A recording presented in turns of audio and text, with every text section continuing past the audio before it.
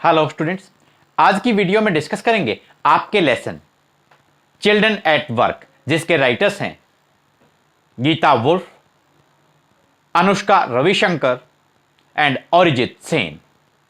Children at work lesson के textual questions comprehension check 1 हम करेंगे। टोटल 5 क्वेश्चंस हैं और इनके बिल्कुल छोटे छोटे आंसर्स हमने तैयार किए हैं आपकी हेल्प करने के लिए। रिटन फॉर्म में सभी क्वेश्चंस और उनके आंसर्स आपको आपकी अपनी वेबसाइट परीक्षासफलता.com पर मिल जाएंगे। क्वेश्चन नंबर 1 यहां दिया गया है, Velu stood on the platform but he felt as if he was still on a moving train, why? आप में से ज्यादातर स्टूडेंट्स ने ट्रेन से सफर किया होगा।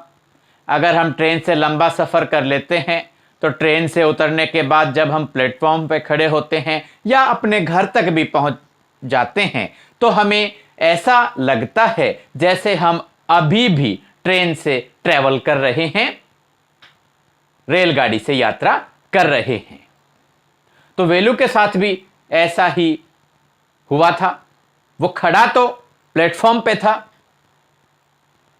ट्रेन से उतर चुका था, लेकिन उसे अब भी ऐसा लग रहा था कि वो ट्रेन के अंदर ही यात्रा कर रहा है। ऐसा उसे क्यों लगा? आंसर है, he felt so because his legs were feeling wobbly. Wobbly का यहां मतलब है हिलना या लड़खड़ाना। लड़खड़ाना।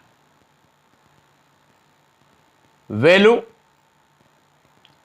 प्लेटफॉर्म पे खड़ा था, लेकिन तब भी उसे ऐसा लग रहा था कि वो ट्रेन से ही ट्रेवल कर रहा है, क्योंकि प्लेटफॉर्म पे जब वो खड़ा था तो उसकी जो टांगे थी, उसकी जो लेग्स थी, his legs were feeling wobbly, उसकी टांगे लड़खड़ा रही थी। He felt so because his legs were feeling wobbly, WOBBLY। Question number 2, what made him feel miserable? कौन सी ऐसी चीज थी या किस वजह से वो मिजरेबल फील कर रहा था,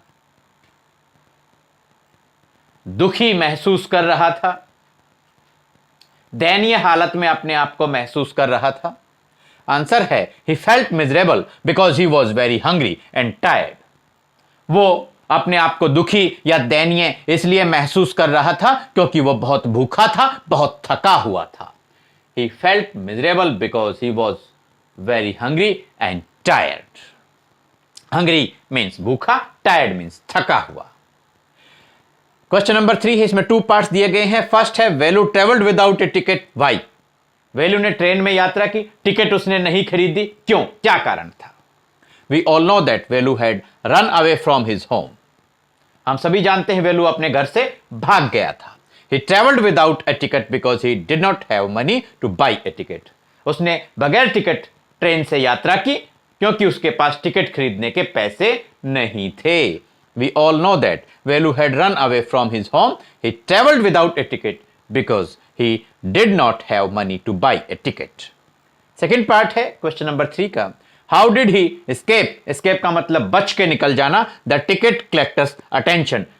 ट्रेन के अंदर टिकट कलेक्टर्स आते हैं, टिकट चेक करने के लिए वो आते हैं। तो टिकट कलेक्टर की अटेंशन से, उसके ध्यान से, उनकी नजरों से वेलू कैसे बचा? Velu escape the ticket collector's attention, ये क्वेश्चन की ही लाइन है, आप देख सकते हैं। Because he travelled in an unreserved compartment. Compartment का यहां मतलब होगा हिस्सा या डब्बा। ट्रेन का जो डिब्बा था, वेलू ने ट्रेन के उस डब्बे में यात्रा की जो रिजर्व नहीं था, जो अनरिजर्व था, जो आरक्षित नहीं था, यानी कि जो अनारक्षित था।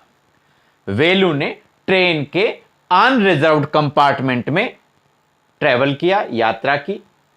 ट्रेन के अनारक्षित डब्बे में वेलू ने यात्रा की and the ticket collector did not visit that compartment. और टिकट कलेक्टर